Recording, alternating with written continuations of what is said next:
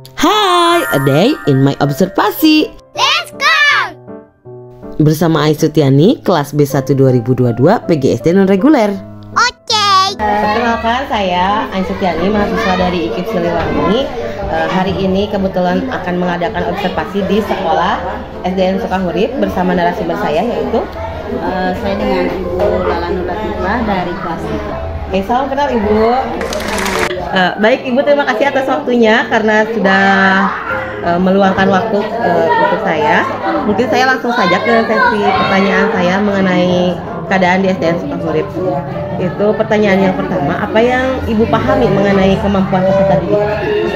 Yang pastinya setiap peserta didik memiliki kemampuan yang berbeda-beda. Itu tergantung dari kesiapan dari setiap peserta didiknya sendiri, ya, karakternya sendiri pasti berbeda-beda. Karakter itu sendiri pasti menunjang terhadap kemampuan dari setiap peserta didik. Oke, siap. Terima kasih Ibu. Di sini ada 5 pertanyaan. Mungkin ini pertanyaan yang kedua, ya. Strategi apa saja yang biasa Ibu lakukan untuk meningkatkan kemampuan peserta didik dalam pembelajaran? Strateginya mungkin lebih ke gaya pembelajaran kali ya. Setiap anak kan memiliki kemampuan yang berbeda. Yang pasti dari kemampuan yang berbeda tersebut pastinya membutuhkan cara belajar yang berbeda juga. Mungkin bisa disiasatinya dengan metode pembelajaran yang seperti apa, kemudian medianya seperti apa, ataupun pendekatannya sendiri kesesuaiannya seperti apa. Nah, mungkin bisa dicontohkan salah satu strategi atau mode pembelajaran yang biasanya Ibu terapkan di kelas. Mungkin dengan cara bermain game. Nah, bermain game ataupun misalkan dengan kuis. Nah, biasanya kalau misalkan ketika pembelajaran dibarengi dengan game, dengan kuis, biasanya anak-anak akan lebih bersemangat dan mereka pun lebih terpacu untuk menghafal dulu, membaca dulu materi-materi sebelumnya tentang yang dimana biar mereka tuh benar-benar siap gitu ketika melakukan gamenya dan jadi antusias, ya. Betul sekali. Nah, bagaimana nih kondisi peserta didik sebelum menerapkan strategi itu? Misalkan Ibu nih belum pernah menerapkan sebelumnya. Nah, bagaimana kondisi peserta didik? Mereka lebih cenderung diam, jadi kurang aktif gitu di kelasnya gitu. Jadi mereka lebih banyak diam aja, kadang mendengarkan, kadang ketika menjelaskan lebih banyak ngobrolnya gitu. Jadi bosan gitu ya. Ada tidak tantangan yang Ibu hadapi ketika menyampaikan materi dengan strategi tersebut? Kalau untuk tantangan pasti ada, selalu ada, karena kan kembali lagi ke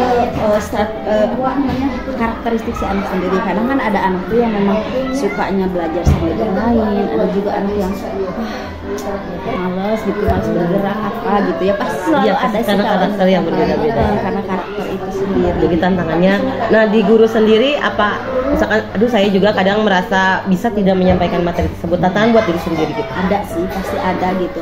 Apalagi kalau misalkan ngelihat di pembelajaran melihat dari anaknya, kadang pas ngelihat ya, kok dia menurun ya gitu. Jadi kadang jadi bahan interpretasi sendiri juga ke sayanya gitu. Saya udah bener gak sih nih ngajarnya, kok bisa sih si anak ini menurun gitu. Padahal kalau misalkan kita balikan lagi, bisa jadi kan menurun tuh bukan karena satu faktor aja kan, bisa jadi karena si anaknya apa gimana gitu di luarnya. Tapi itu juga menjadi tantangan sih gitu, ketika melihat anak turun itu menjadi satu poin bahan introspeksi buat guru sendiri gitu. Nah, ketika hal tantangan itu terjadi, ada media pendukung buat guru di sini biar supaya memacu, wah ini saya lebih bisa lagi nih meningkatkan pembelajaran dengan cara menggunakan media. Iya, seperti itu. Biasanya kalau misalkan yang sekarang agak monoton nih kita dengan ceramah gitu, nah biasanya yang berikutnya saya coba cari cara di internet atau gimana buat meningkatkan pembelajaran tersebut. Oke, terima kasih Ibu Lala atas jawaban dari observasi saya. Paling sekian dulu. Saya ucapkan terima kasih. Wassalamualaikum warahmatullahi wabarakatuh.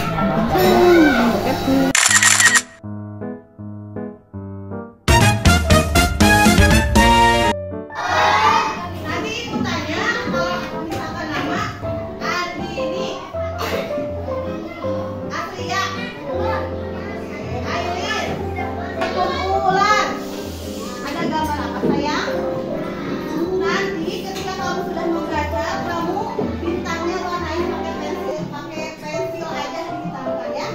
Saya melakukan asesmen diagnostik awal untuk melakukan pengelompokan pembelajaran terdiferensiasi dengan gaya belajar kinestetik, audio, dan visual. Happy sekali ya anak-anak ketika melakukan asesmen ini.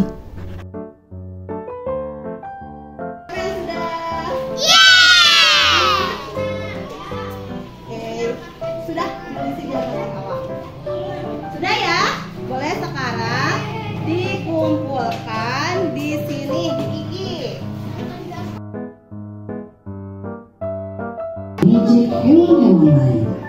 Suatu hari, kura-kura, keong, dan kicau tengah berkumpul dan berbagi cerita di tengah hutan. Tiba-tiba saat mereka tengah asik mengobrol, datanglah kelinci yang berlari dengan cepat melewati mereka. Debu-debu pun berterbangan dan Nah, aku lagi mulai meriksa nih asesmen diagnostik awal yang anak-anak isi. Siapa yang merasa dirinya paling hebat? Siapa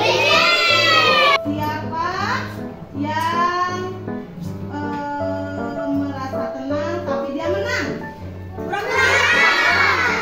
Amanat yang harus dilakukan. Coba ceritakan kembali cerita kura-kura. Siapa yang bisa menceritakan kembali? Terus mereka ngapain? Lomba lari. Terus? Oh, makannya banyak. Nah, terus? Oh, dia ketiduran karena merasa wah masih lari cepat gitu. Nah, terus? Gerakan nyusul karena dia ketiduran. Lanjut.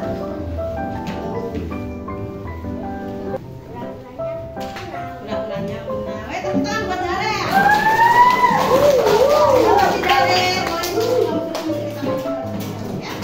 Nah, lanjut anak-anak akan dikelompokkan sesuai dengan diagnostik awal. Mereka akan duduk secara berkelompok, kemudian akan menonton kembali video secara berkelompok dengan judul yang berbeda. Kemudian guru membagikan LKPD untuk diisi secara berkelompok. suatu ketika setelah mereka mempersiapkan, Cina berduduk tugas di bawah pohon. Ketika anak-anak menonton video, mereka sangat antusias dan sangat senang sekali karena dikelompokkan sesuai dengan diagnostik awal. Anak-anak yang biasanya belajar dengan cara ceramah ataupun hanya dengan bermain game, sekarang anak-anak lebih fokus untuk melihat video menggunakan audio visual. Kesimpulan Cina dengan menggunakan video yang terus kali menjadi. Akhirnya Cina berhasil keluar baru tangkap. Karena Cina merasa senang dan bangga dengan pertolongan Tikus, Cina mengucapkan terima kasih kepadanya. Terima kasih Tikus, kamu sudah menunggu. Aku berjanji tidak menjadi kakak. Anak-anak sangat antusias sekali ketika mengerjakan LKPD bersama kelompoknya. Mereka bertanggung jawab dan bekerja secara berkelompok.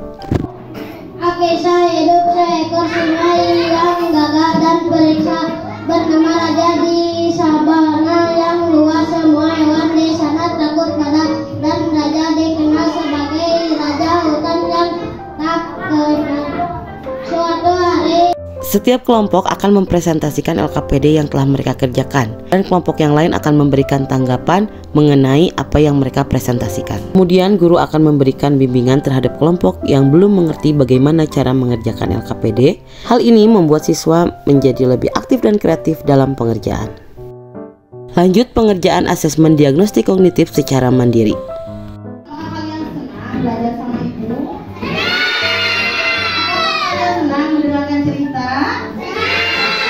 Kalian jadi senang tidak mendengar cerita Pak Bea? Nah, cerita Pak Bea itu tentang apa?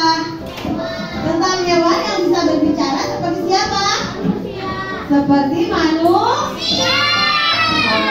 Oke, baik. Mau pulang? Kalau mau pulang senyum dulu yang lebar. Yang lebar 5 cm. Ya. Sudah. Siapa yang mau pimpin doa? Kita akan tutup pembelajaran hari ini. Oke. Sam-sam.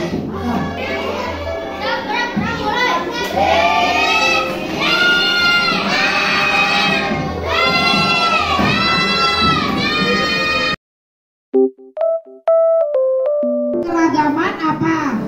Makan, Shopping atau minuman? Hai, sekarang adalah siklus kedua ketika kami mengajar di SDN Sukahurip. Kegiatan pembelajaran 2 hari secara berturut-turut. Untuk pembelajaran pertama, tidak jauh berbeda dengan pembelajaran kemarin. Hanya saja, media pembelajaran yang saya sediakan yaitu menggunakan Infocus dan laptop, di mana kami telah mempersiapkan permainan word wall untuk mengerjakan sebuah asesmen diagnostik kognitif. Mereka sangat antusias sekali. Kami di sini memberikan kesempatan kepada setiap siswa untuk mengerjakan asesmen tersebut secara bergantian. Kegiatan ini merupakan kegiatan hal yang baru bagi anak-anak. Dengan permainan menggunakan aplikasi tersebut, anak-anak lebih ditantang untuk berpikir kritis, tanggung jawab, dan mandiri. Sesuai dengan target kita P3, Profil Pelajar Pancasila, dalam kurikulum Merdeka.